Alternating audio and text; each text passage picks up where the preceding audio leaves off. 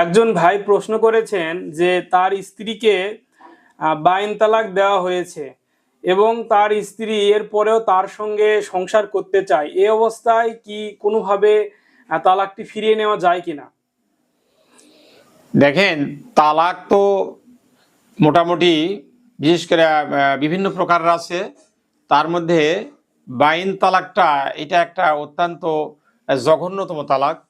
আমাদের প্রিয় নবী সাল্লাল্লাহু আলাইহি ওয়াসাল্লাম তার হাদিসে এটা সুস্পষ্টভাবে বর্ণনা করেছেন যে এই বাইন তালাকটা দেওয়াটা থেকে আমার বান্দারা যেন বিরত থাকেন।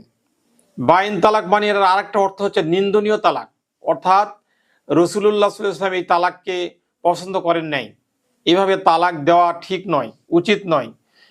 কিন্তু বাইন তালাক করলে তো একেবারে চূড়ান্ত তালাক হয়ে যায়, একেবারে চূড়ান্ত তালাক হয়ে যায়।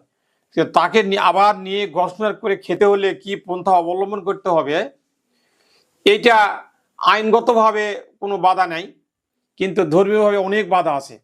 আমাদের ধর্মীয়ভাবে হাদিস মোতাবেক অনেক বাধা আছে, এই সম্পর্কে আমি বলতে পারবো না। আমি মুফতি নই, আপনি একজন মুফতির শরণাপন্ন হন, সেটাই সবচেয়ে ভালো হবে। তবে আইনগতভাবে আমাদের মুসলিম আইনি বলা আছে, ওই বাইন দেখ আর 3 তালাক দেখ আর জটতা তালাকি দেখ, দেওয়ার পর আবার সে তার ওই স্ত্রীকে নিয়ে গণনা করতে হবে, এটা আইনি বলা আছে। কিন্তু ধর্মীয় দৃষ্টিকোণ থেকে, আমি আবারও বলতেছি, ধর্মীয় দৃষ্টিকোণ থেকে আপনি ক্লিয়ার হতে চাইলে তাহলে এটা আপনি একজন মুফতি সাহেবের কাছে যান। একজন মুফতি যারা হাদিস সম্পর্কে যারা অনেক বেশি জানেন, তারা যে ফয়সালা দেয় সেটা আপনি নেন, এটাই ভালো হবে।